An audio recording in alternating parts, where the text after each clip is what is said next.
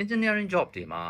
ပစ္စည်းတွေတုံးတဲ့အချိန်မှာ fabrication လုပ်တဲ့အချိန်ပေါ့အထူးသဖြင့်အဲ့ဒီလိုအချိန်တွေမှာဘယ်ပစ္စည်းကိုတော့ကိုယ့်ဘာကိုလုပ်ရမယ်ဘယ်ပစ္စည်းကိုတော့ဆိုင်ကဝယ်ရမယ်ဆိုတဲ့အခြေအနေတွေကြုံရလိမ့်မယ်တခါလေကြောက်လို့ရှင်ဆိုင်ကဝယ်လို့ရမယ်ကိုယ့်ဘာကိုလည်းလုပ်နိုင်တဲ့ကိစ္စမျိုးရှိတယ်ထားပါပြော flange လိုဟာမျိုးအဲ့ဒီ pipe flange လိုဟာမျိုး plate အဝိုင်းမှာအပေါက်၄ပေါက်နဲ့ကလေးကပိုက်ထည့်တဲ့အပေါက်ထည့်တယ်ပဲထားကိုယ့်ဘာကိုဖောက်ချင်တဲ့လောက်ရမ်းဖောက်လိုက်မယ်ဆိုတဲ့အတွင်းနဲ့ဖောက်လိုက်တယ်ဆိုလို့ရှင်ဒီကောင်ဒီအပြင်မှာသူများတကာသုံးနေတဲ့ standard နဲ့မတူတော့ဘဲနဲ့ကိုကတီးတန့်ပစ္စည်းတစ်ခုအနေနဲ့ဖြစ်သွားပါတယ်အဲ့တော့ဆိုင်ကဝယ်လို့ရတဲ့ဥစ္စာဒီ standard flange ဖြစ်ပြီးတော့ကိုလုပ်တဲ့ဟာဒီ customize flange ဖြစ်သွားပါတယ်အဲ့တော့ဒီနေ့ပြောပြမယ့်အကြောင်းအရာက standard pad နဲ့ customize pad ဘာကွာတယ်လဲဘယ်အခြေအနေတွေမှာ standard pad ကိုသုံးတယ်လဲဘယ်အခြေအနေမှာ standard pad မဟုတ်ပဲ customize pad ကိုသုံးတယ်လဲဆိုတဲ့အကြောင်းအရာကိုပြောပြမှာဖြစ်ပါတယ်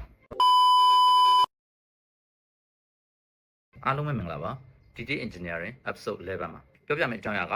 standard design နဲ့ customize design အကြောင်းကိုပြောပြမှာဖြစ်ပါတယ်အဲ့တော့ what is standard design what is customize design standard design ဆိုတာကကို fabrication လုပ်မဲ့ပစ္စည်းတွေမှာအသုံးပြုမဲ့ပတ်တွေကိုယ့်ရဲ့ပစ္စည်းတစ်ခုလုံးစသဖြင့်ပစ္စည်းတွေက international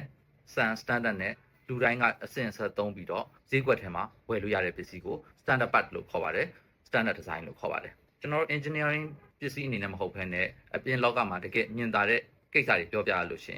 ်ခင်ဗျားတို့အင်ကြီးဝတ်တဲ့ shopping mall မှာသွားဝယ်လိုက်တဲ့ small size large size XL စသဖြင့်ဟာတွေက standard design တွေဖြစ်ပါတယ်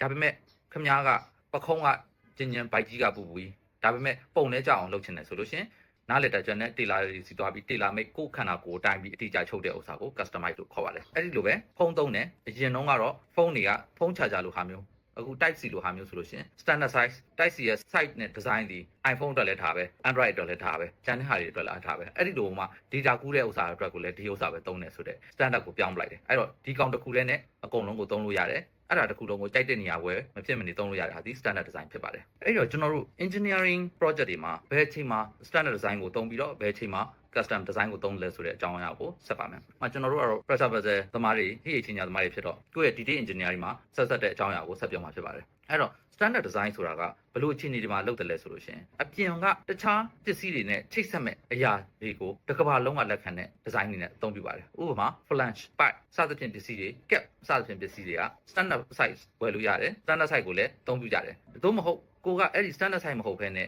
အောက်က frame မှာမူတည်ပြီးအလုပ်လုပ်ရမယ်စတဲ့လိုဟာမျိုးသို့မဟုတ်ဝင်း size မဲ့လေးတိုက်တယ်ငလင်လှုပ်တယ်ဘေးနားမှာ blast ပုံးပေါက်တယ်စသဖြင့်ကိစ္စတွေကိုခံနိုင်စွမ်းရှိအောင်တီးသန့်တိဆောက်ထားရတဲ့ပစ္စည်းလိုဟာမျိုးတွေကိုကြတော့ customer design ကိုအသုံးပြုရပါတယ် standard design ကိုသုံးညအဖြစ်ဘာကောင်းကျိုးတွေရနိုင်တယ်လဲဘာဆိုးကျိုးတွေရနိုင်တယ် standard design ကိုသုံးညအဖြစ်ဥပမာ flange လိုဟာမျိုးကိုပဲပြောပါမယ် standard design ဆိုတာကနှစ်ပေါင်းများစွာအစဉ်ဆက်သုံးပြုလာပြီး flange ဆိုလို့ရှိရင် deep pressure rating ထိခံတယ်ဆိုတာကိုသက်သေရှိပြီးသား proven design ဖြစ်ပါတယ်နှစ်ပေါင်းများစွာသုံးစွဲထားတဲ့အတွက်ကြောင့်မို့လို့လူတိုင်းယုံကြည်စိတ်ချပါတယ်တကယ်လည်းစမ်းသပ်ပြီးသားဖြစ်ပါတယ်အဲ့ဒီလိုပဲဈေးကွက်ထဲမှာအလွယ်တကူဝယ်လို့ရပါတယ်နောက်တစ်ချက်ကတော့သူကအများကြီးထုတ်လုပ်ထားနိုင်တဲ့အတွက်ကြောင့် cost သက်သာပါတယ် fabrication အတွက် delivery မြန်ပါတယ်ဒါကတော့ကောင်းကျိုးတွေပါဆိုးကျိုးလို့တော့မဟုတ်ဘူးပေါ့ disadvantage အနေနဲ့ကတော့ဘာလဲဆိုတော့သူဒီ additional condition တွေနဲ့ပတ်သက်တဲ့အပိုလိုအပ်ချက်တွေကိုခံနိုင်သလားလို့မေးတဲ့အချိန်မှာသူဒီမသေးကြပါဘူးသူမသေးကြတဲ့အတွက်ကြောင့်မလို့ဒီ site ကိုမရအောင်ဆိုနောက်တစ်ဆင့်တက်လို့ရှင်ဒီ site နဲ့အောက် site နဲ့အပေါ် site ခြားထဲမှာရှိတဲ့လိုအပ်ချက်ကိုကြတော့သူကတိတိကျကျမလုပ်ပေးနိုင်တဲ့အတွက်ကြောင့်မလို့အပေါ် site ကိုဝယ်ရပါတယ်ဈေးပိုကြီးသွားနိုင်ပါတယ်အဲ့ဒီလိုပဲခိုင်သလားမခိုင်သလားလိုအပ်ချက်ကိုကိုက်ညီနိုင်သလားမသိကြပါဘူးအဲ့ဒီလိုအချိန်တွေမှာမလုပ်ရတယ်ဆိုတော့ customize design ကိုတည်တံ့တွက်ထုတ်ပြီးတော့အသုံးပြုရပါတယ်ဥပမာကျွန်တော်တို့ vessel ဟိအချိန်ညာတွေမှာဆိုလို့ရှင် share တို့ cover တို့မှာတက်တဲ့ gift flange လိုဟာမျိုးတွေဒီ main ပစ္စည်းတွေပါသူဒီ standard flange ကိုသုံးလို့ရှင်ဘယ်လို့မှ pass မဖြစ်ဘူး design တွက်လို့ pass မဖြစ်ဘူးဒါပေမဲ့ customize site ကိုသုံးပြီးတော့တွက်မှာသူရဲ့လိုအပ်တဲ့အထူနဲ့လိုအပ်တဲ့ number of bolt နဲ့ PCG နဲ့စသဖြင့်တွက်ထုတ်ရပါတယ်အဲ့ဒါဒီ customize flange ပါ standard flange သုံးမရတဲ့အချိန်ဒီမှာ customize flange ကိုသုံးပါတယ်အဲ့တော့ customize flange ရဲ့အားနည်းချက်အားသာချက်ကိုဆက်ပြောပါမယ် custom design ရဲ့ကောင်းကျိုးတွေကဘာတွေလဲဆိုတော့သူဒီလိုအပ်တဲ့လောက်ကိုကွက်တိကိုက design လုပ်ထားတာဖြစ်တဲ့အတွက်ကြောင့်မို့လိုအပ်တဲ့နေရာပေါ်မှာမူတည်ပြီးတော့ size တွေခြုံနိုင်ချင်နိုင်တယ်လိုသလို design လုပ်ထားခြင်းဖြစ်တယ်နောက်တစ်ခုကဘာဖြစ်လဲဆိုတော့ process အတွက် efficiency ပိုကောင်းတယ်ဒီ project အတွက်လိုအပ်တဲ့ data အတိုင်းအတိအကျလုပ်ထားတာဖြစ်တဲ့အတွက်သိကြပါတယ်ဒါကတော့ကောင်းကျိုးပါ disadvantage အနေနဲ့ကတော့ standard flange လို့ဈေးကွက်ထဲမှာအလွယ်တကူဝယ်လို့မရတဲ့အတွက်ကြောင့်မို့လို့အစအဆုံးပြန်လုပ်ရတဲ့အချိန်ကုန်တယ်နောက်တစ်ချက်ဘာလဲဆိုတော့သူဒီနှစ်ပေါင်းများစွာတက်တည်ပြထားတာမဟုတ်ပဲအခုဒီ project အတွက်ပဲလုပ်မှာဖြစ်တဲ့အတွက်ကြောင့်မလို့သူ့ကိုဒီ design အတွက်လုံလောက်ပါတယ်ဆိုတဲ့တက်တည်ပြချက်တွေကိုကပေးရတယ်ဥပမာ design calculation တွေ test report တွေ drawing တွေပြီးလို့ရှင်ပို့ပြီးနားလည်တက်ကြွတဲ့အဖွဲ့အစည်းတွေက review တွေ အဲ့ဒါပြီးတော့မှ fabrication တကယ်စလုပ်ရတဲ့အချိန်တွေအဲ့လိုအချိန်တွေကြောင့်သူဒီ standard firmware တာနဲ့စလို့ရှင်အချိန်အများကြီးပိုကုန်ပါတယ် beginner engineer တယောက်က project တစ်ခုကိုကအလုပ်လုပ်ရတဲ့အချိန်မှာ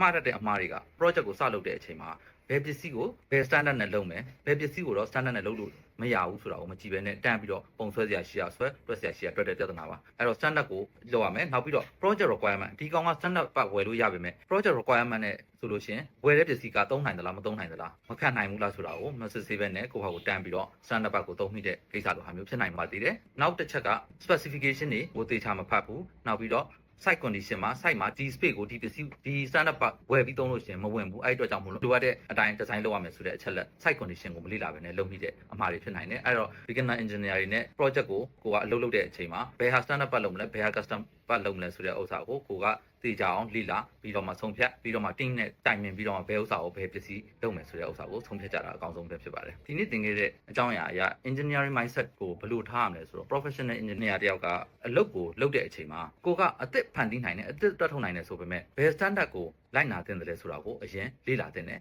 ပြီးတော့မှလိုအပ်တဲ့လောက်ပဲ design လုပ်တယ် innovation လို့အသစ်တီထွင်ဖန်တီးနိုင်စွမ်းတွေက standardization ကိုသိရှိနားလည်ပြီးတော့အလုပ်လုပ်ပြီးဆက်ပြီးတော့ innovation လုပ်တာကသာမှန်ကန်တဲ့နည်းလမ်းဖြစ်တယ်ဆိုတော့ mindset ကိုရှိထားစေချင်ပါတယ်အဲ့တော့ဒီနေ့ပြောပြခဲ့တာတွေက standard design ဆိုတာဘာလဲ custom design ဆိုတာဘာလဲဘယ်အချိန်ဒီမှာ standard design ကိုအသုံးပြုသင့်တယ်ဘယ်အချိန်ဒီမှာအသုံးမပြုသင့်ဘူး standard design customized design တွေရဲ့ advantage disadvantage တွေသင်ထားခဲ့တယ်နောက်ပြီးတော့ engineering mindset ကိုပြောပြခဲ့ပါတယ်အဲ့တော့နောက်လာမယ့် episode 12မှာတော့ engineering fabrication sequence ကိုပြောပြမှာဖြစ်တဲ့အတွက်ကြောင့်မလို့တကယ် workshop ထဲမှာ pressure vessel တစ်လုံးကိုဘယ်လို fabrication လုပ်တယ်ဆိုတဲ့အကြောင်းအရာကိုဆက်ပြီးတော့ပြောပြပေးမှာဖြစ်ပါတယ်စောင့်မျှော်နားထောင်ပေးပါအောင်ကျေးဇူးတင်ပါတယ်